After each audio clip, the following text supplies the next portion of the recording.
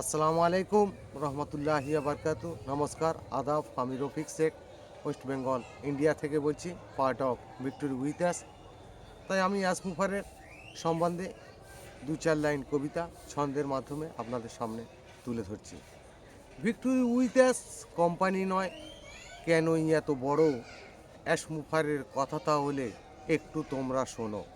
ছোটোবেলা থেকে স্বপ্ন ছিল বড় কিছু একটা করব, বাস্তবে তার রূপ নেবে সেই ছবিটাই দেখব।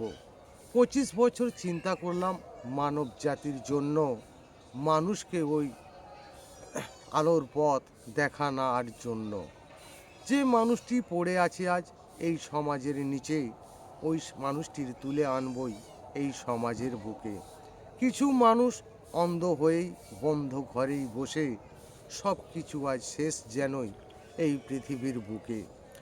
সব মানুষই আমি যদি এক করিতেই পারি, মানব জাতির বুকে থাকবেই মুফারের ছবি।